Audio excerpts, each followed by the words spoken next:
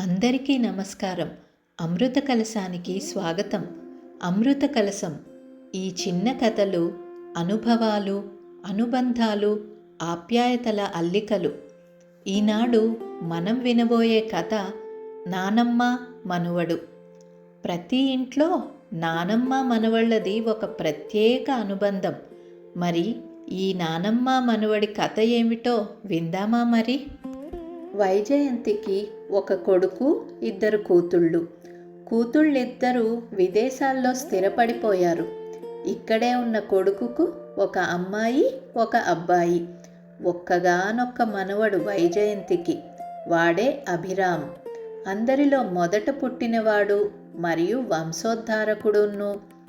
వైజయంతికి ఒక్కసారి విదేశాలకు వెళ్ళి అక్కడి పద్ధతులతో ఇమడలేక ఇంక వెళ్ళకూడదని తీర్మానించుకున్నారు.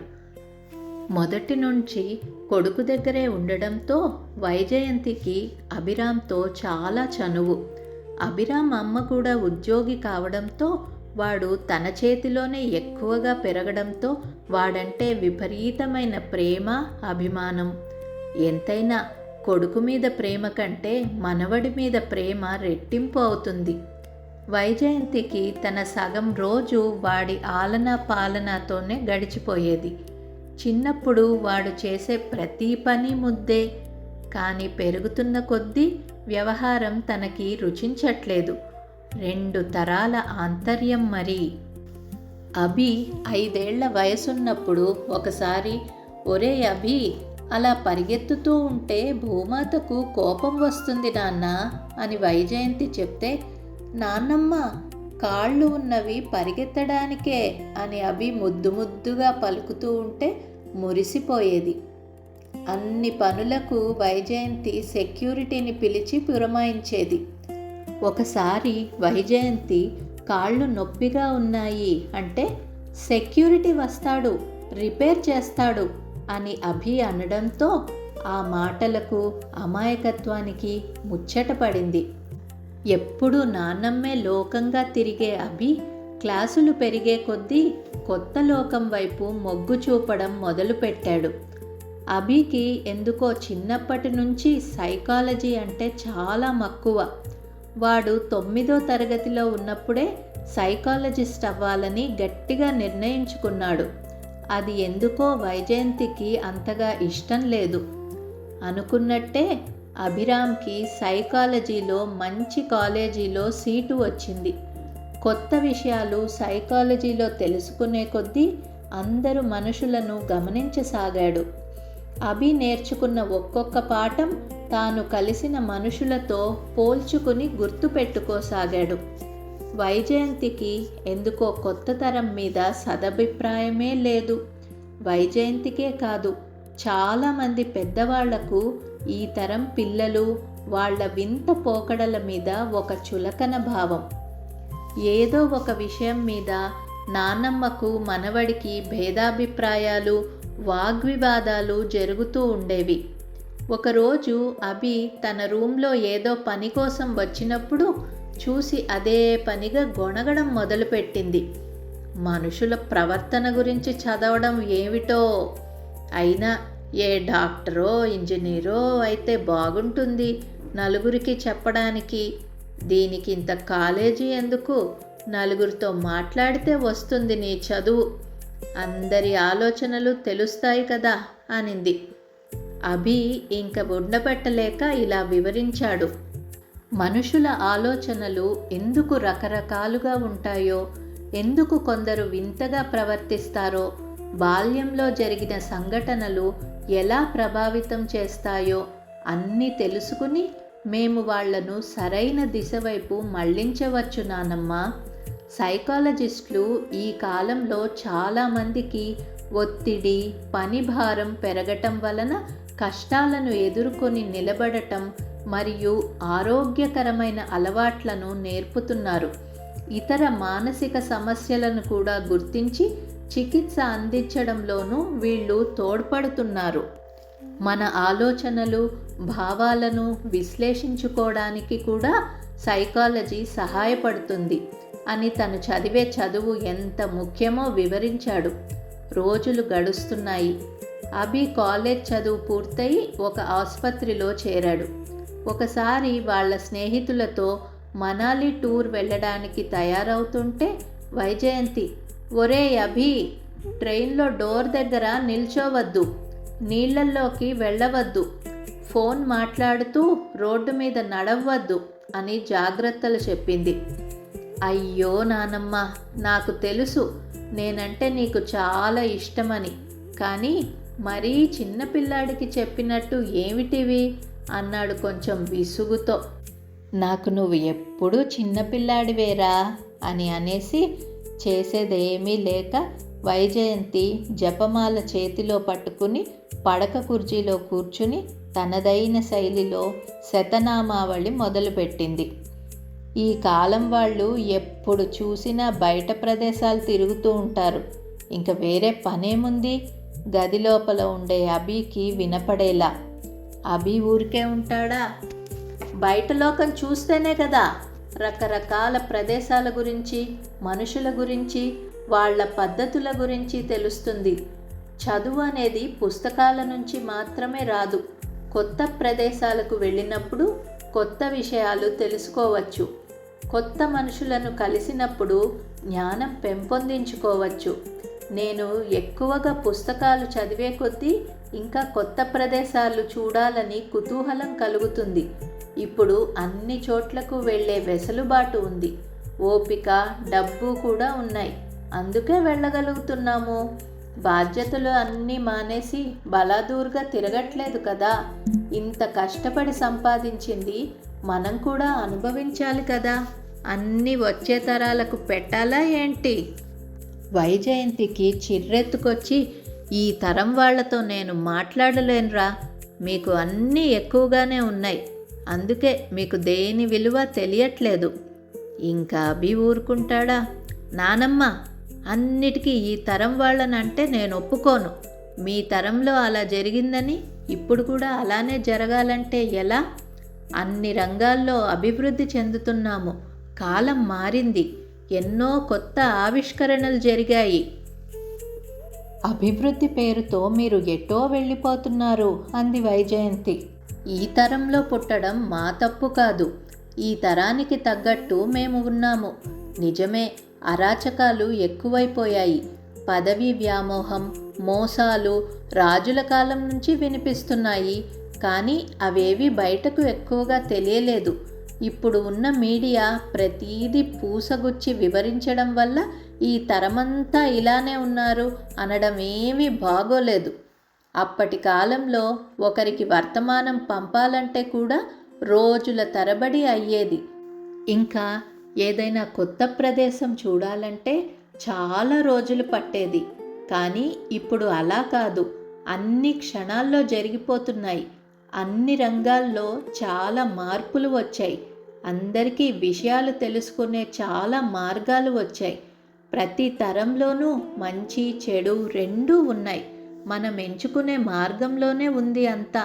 నువ్వు చెప్పినట్టే ఎందులోనూ అతి మంచిది కాదు, అమృతం కూడా ఎక్కువ తాగితే విషమే అని అనేసి కాస్త నిదానంగా, నా మాట విని నువ్వు ఎక్కువగా ఫోన్ వాడకపోయినా పర్వాలేదు, కానీ ఎమర్జెన్సీ నెంబర్లు, పనికొచ్చే యాప్స్ కొన్ని తెలుసుకో. నువ్వు చదువుకున్న దానివి, ఎప్పుడైనా నీకు ఉపయోగం ఉంటుంది. ఒకరి మీద ఆధారపడాల్సిన అవసరం లేదు. ఎప్పటికప్పుడు నిన్ను నువ్వు అప్డేట్ చేసుకో. జపాన్లో ఇకిగై అనే పద్ధతి ఫాలో అవుతారు. ఏదో ఒకటి కొత్తది నేర్చుకునే తత్వం ఉంటే మన మెదడు చాలా చురుగ్గా పనిచేస్తుందని వాళ్ళ నమ్మకం అని తన ధోరణిలో చెప్పి నానమ్మ వైపు చూశాడు అభిరామ్. ఇది విని వైజయంతికి అరికాలు మంట తలకెక్కింది. చాలేరా, నాకు చెప్పొచ్చావు.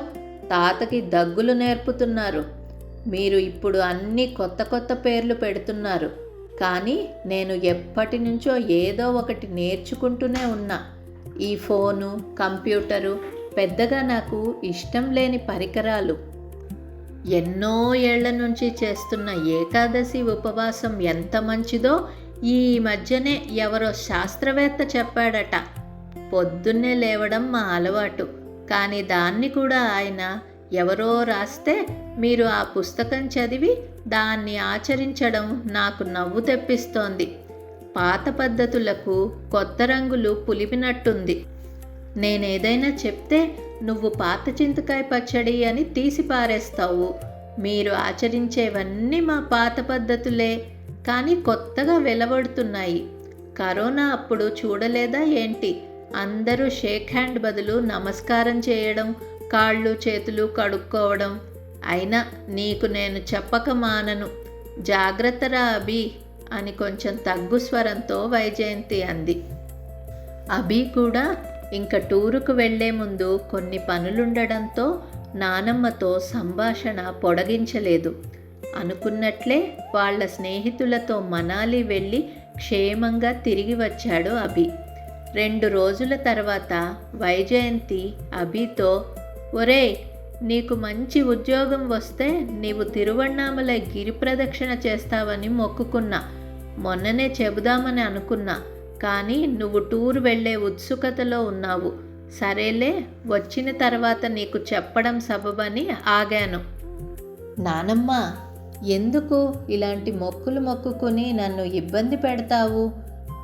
నేను వెళ్ళి గిరి ప్రదక్షిణ చేస్తా, కానీ నువ్వు కూడా నాతో రావాల్సిందే. ఒరే అభి, నాకు 71 ఏళ్ళు నిండుతున్నాయి. ఈ వయసులో నాకు ఎక్కడికి వెళ్ళాలని లేదురా. కాటికి కాళ్ళు చాచుకుని ఉన్నదాన్ని. ఎక్కడికి పోయినా సరే వేరే వాళ్ళకి ఇబ్బందిరా. ఇలా బయట ప్రదేశాలకు వెళ్ళినప్పుడు ఏమైనా జరగవచ్చు. నానమ్మ, శుభం పలకమని నీవే చెప్తావు. నీకొక విషయం తెలుసా? మనం ఏది ఎలా ఆలోచిస్తే అలానే అన్ని విషయాలు మన జీవితంలో జరుగుతాయి. ఈ జగత్తు మన ఆలోచనలకు తగ్గట్టుగా పరిస్థితులని ఆకర్షించే శక్తి కలిగి ఉంది. మొదలు పెట్టావా సైకాలజీ పాఠాలు నా దగ్గర? సైకాలజీ పాఠాలు కావు నానమ్మ. నీవు కూడా మంచి పలికితే మంచి అవుతుందని, ఎక్కువగా చెడు ఆలోచిస్తే చెడే జరుగుతుందని చెప్పేదానివి కదా. తదాస్తు దేవతలున్నారు అని చెప్తుంటారు కదా. ఇది కూడా అలాంటిదే. అయినా నేను నీతో ఉంటాను కదా, నీకు ఏమీ కాదు.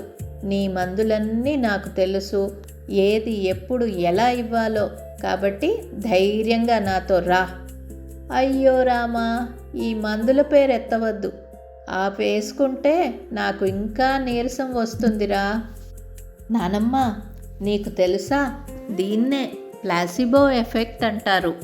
ముందే ఆ ఫలానా మందు వేసుకుంటే ఇలా ఉంటుంది అని ఊహించేసుకుని ఆ మందు వేసుకుంటే నీరసంగా ఉంటుంది అనే భ్రమలో ఉంటావు. నీ నీరసం అదే అని నవ్వుతూ అభి అనేసరికి వైజయంతికి పౌరుషం తన్నుకొచ్చి కొంచెం కోపంగా, పదరా పోదాం, నాకేమీ కాదులే అంది. దాంతో అభి కూడా ఏమీ మాట్లాడకుండా వచ్చే శని ఆదివారాల్లో ప్రయాణం ఏర్పాట్లు చేస్తాను అని ఫోన్ తీసుకున్నాడు. వస్తాను అనైతే అనింది, కానీ లోపల భయం వెంటాడుతూనే ఉంది వైజయంతికి. అనుకున్నట్టుగానే ఇద్దరు తిరువణ్ణామలైకి కారులో బయలుదేరారు. అభి వాళ్ళ అమ్మ నాన్న ఇద్దరు వాళ్ళ అక్క పురిటి కోసం అమెరికా వెళ్ళారు. వాళ్ళు కూడా ఫోన్ చేసి అభికి వైజయంతికి జాగ్రత్తలు చెప్పారు. మొదలైంది నానమ్మ మనవళ్ళ ప్రయాణం. దారిలో ఒక జంతువును అడ్డు తప్పించబోయి అభి తన కారును ఒక చెట్టుకు గుద్దాడు. కారు చెట్టుకు గుద్దుకోగానే అభి స్పృహ తప్పి రక్తపు మడుగులో పడిపోయాడు. పడిపోయిన అభిని చూసి వైజయంతికి కాళ్ళు చేతులు ఆడలేదు. తను సీట్ బెల్ట్ పుణ్యమా అని కొద్ది గాయాలతో బయటపడింది. అభి కూడా చాలా జాగ్రత్త పరుడే, కానీ ఇందాక నానమ్మ కోసం కారు ఆపినప్పుడు సీట్ బెల్ట్ పెట్టుకోవడం మర్చిపోయాడు. అభి ఫోన్ కూడా ఆ కారులోనే ఇరుక్కుపోయింది. నీకు ఎప్పుడైనా ఏ అవసరమైనా రావచ్చు అని అభి ఫ్రెండ్ సాయి నెంబరు తన ఫోన్లో సేవ్ చేసినట్టు గుర్తుకు వచ్చింది. తన ఫోన్లో నుంచి అభి ఫ్రెండ్ సాయికి ఫోన్ చేసింది. సాయి జరిగినది విని, ఎక్కడున్నారు నానమ్మ అంటే చెప్పలేని పరిస్థితి. అప్పుడు సాయి ధైర్యం చెప్పి వెంటనే అంబులెన్స్కు ఫోన్ చేసి అభి ఇంకా వాళ్ళ నానమ్మ ఫోన్ నంబరు పంపించి లొకేషన్ తెలుసుకోవడానికి వీలుగా ఉంటుందని, వాళ్ళు బెంగళూరు తిరువణ్ణామలై దారిలో ఉన్నారని తెలిపాడు.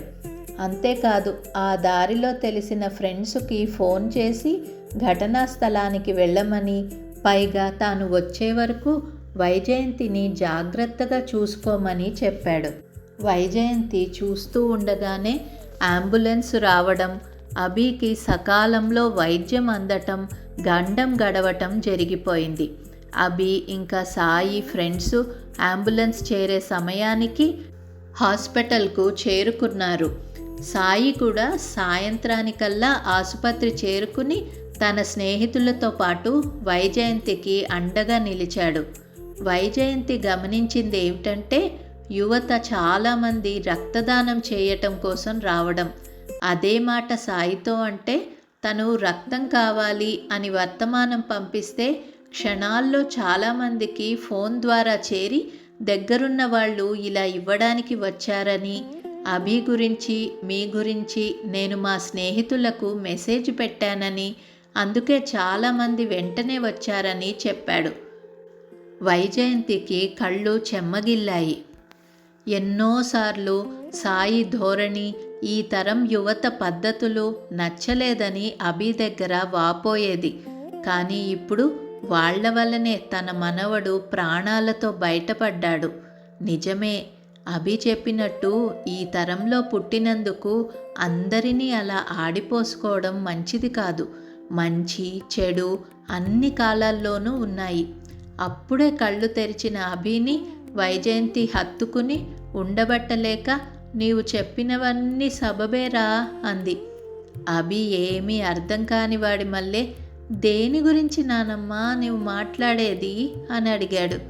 వైజయంతి వెంటనే ఈ తరం చాలామంది చేయూతనివ్వడానికి వెనకడుగు వేయట్లేదని, ఎలా స్నేహితులు హుటాహుటిన ఆసుపత్రికి వచ్చారో చెప్పసాగింది.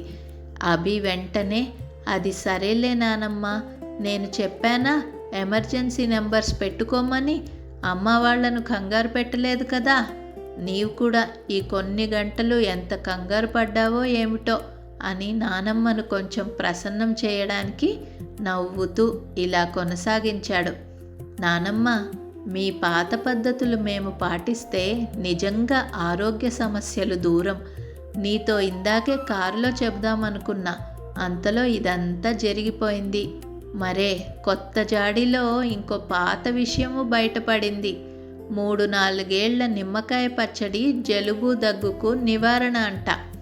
ఒక్కసారి రూమంతా నవ్వులతో నిండిపోయింది.